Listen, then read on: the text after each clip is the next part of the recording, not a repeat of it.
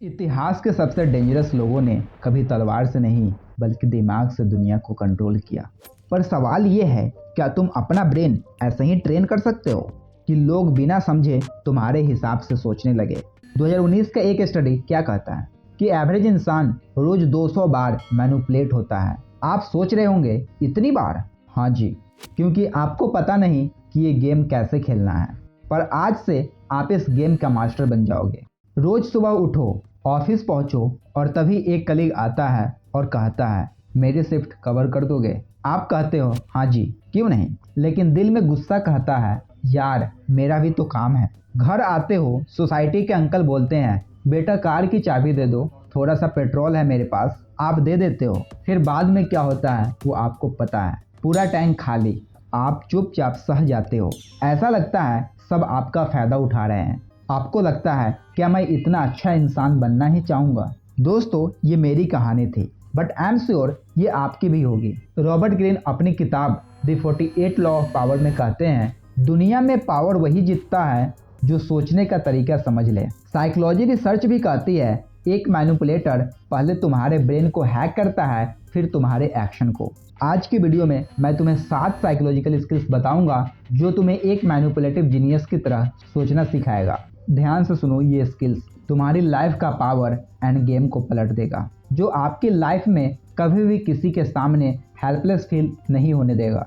पहला principle, the consistency trap. Manipulative लोग आपको एक छोटी सी कमिटमेंट दिलवाते हैं, जैसे सिर्फ 2 मिनट का काम है या फिर एक चाय पी लेने दो, फिर बात करते हैं। जब आपने एक बार हाँ कर दिया तो आपका दिमाग खुद को कन्विंस करेगा कि आगे भी हाँ करो, क्योंकि इंसान अपने पास्ट एक्शन से कंसिस्टेंट रहना चाहता है। अगर आप इस कंसिस्टेंसी ट्रैप को तोड़ना चाहते हो तो इसका लिंक आपको वीडियो के एंड में जरूर मिलेगा, वहां से आप उसे एक्सेस कर सकते हो। आज से कोई बड़ा डिसीजन लेने से पहले 1 सेकेंड रुको, सोचो क्या मैं ये छोटी सी कमिटमेंट दे रहा हूँ। अगर हाँ, तो बड़े रिक्वेस्ट के लिए नो कहना आसान हो जाएगा। इमेजिन करो आपकी एक नो आपको कितनी मेंटल पीस दे सकता है। दूसरा प्रिंसिपल, सोशल प्रूफ का जंबा। सब एक ही काम को कर रहे हैं तो वो काम सही ही होगा। ये लाइन एक डेडली वेपन है। सेल्समैन आपसे कहेगा आज तो 10 लोग ये प्रोडक्ट लेकर गए हैं। आपका दिमाग सोचता है 10 लोग तो मैं भी ले लूं और 11वें की लिस्ट में शामिल हो जाऊं। जीनियस इसका इस्तेमाल उल्टा करते हैं। वो डाउट क्रिएट करते हैं कि आप उन 90% लोगों के साथ रहना चाहोगे जो जनरली फेल होते हैं, या 10% के साथ जो सक्सेसफुल होते हैं। जब कोई आपको ये कहे कि सब लोग यही कर रहे हैं तो सीधा सवाल पूछो, ठीक है लेकिन क्या वो सभी सक्सेसफुल है? बस एक सवाल का जवाब आपका डिसीजन क्लियर कर देगा कि आप क्राउड के साथ चलना चाहते हो या अपनी अलग राह बनाना चाहते हो। कमेंट में जरूर बताना। तीसरा, स्कैरसिटी एंड एक्सक्लूसिविटी। सुनो, तीसरा प्रिंसिपल सबसे ज्यादा पावरफुल है। Scarcity, last chance, only for you, limited offer. जब कोई चीज आपको लिमिटेड लगती है तो आपका दिमाग उसे वैल्यूएबल समझता है। मैनिपुलेटिव जीनियस इसी फियर ऑफ मिसिंग आउट को ट्रिगर करता है। वो अपॉर्चुनिटीज को एक्सक्लूसिव बनाता है ताकि आप सोचे बिना ही एक्शन ले लो। आज से कोई भी लास्ट चांस या ऑफर आए तो अपने आप से पूछो क्या मैं यह असली ले रहा हूँ और क्या यह मेरे काम की है।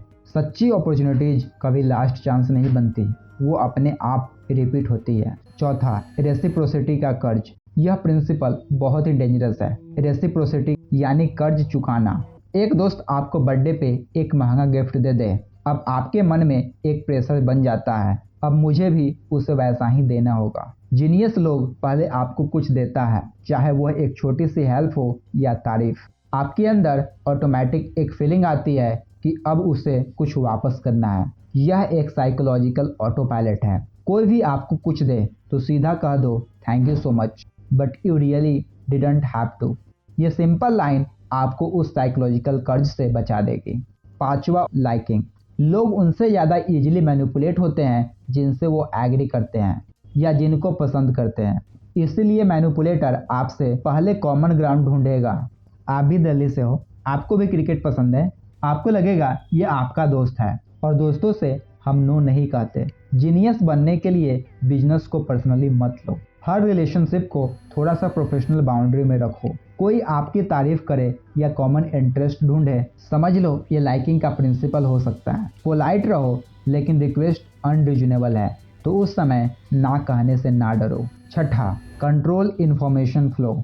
Knowledge is power but half knowledge is manipulation. Manipulators कभी भी सब कुछ एक साथ नहीं बताते, वो इन्फॉर्मेशन को डोज में रिलीज करते हैं ताकि सामने वाला हमेशा उन पर डिपेंडेंट रहे। हर प्लान या आइडिया एक साथ मत शेयर करो, थोड़ा थोड़ा डिस्क्लोज करो, उससे तुम्हारा वैल्यू बढ़ता है। सोचो तुम एक वॉकिंग पजल बन जाओ जिसका आंसर सबको चाहिए। सातवां, इमोशनल ट्रिगरिंग। लोग फैक्ट पे नहीं इमोशन पे डिसीजन लेते हैं दोस्त। मैनिपुलेटर्स सीधे तुम्हारे दिमाग पे नहीं तुम्हारे दिल पे अटैक करते हैं। वो गिल्ट, फियर या एक्साइटमेंट ट्रिगर करते हैं। आपकी बातों में एक इमोशनल हुक डालो, जैसे अगर अभी नहीं किया तो जिंदगी भर रिग्रेट होगा। इमेजिन करो तुम एक सेंटेंस में लोगों का डिसीजन चेंज कर दो। ये सभी प्रिंसिपल आपको सिखाए जाते हैं ताकि आप दूसरों को मैनिपुलेट कर सको, लेकिन इस वीडियो का असली राज ये नहीं है। असली राज तो ये है कि आप इन प्रिंसिपल्स को पहचानना सीखो ताकि आप कभी भी मैनिपुलेट ना हो सके।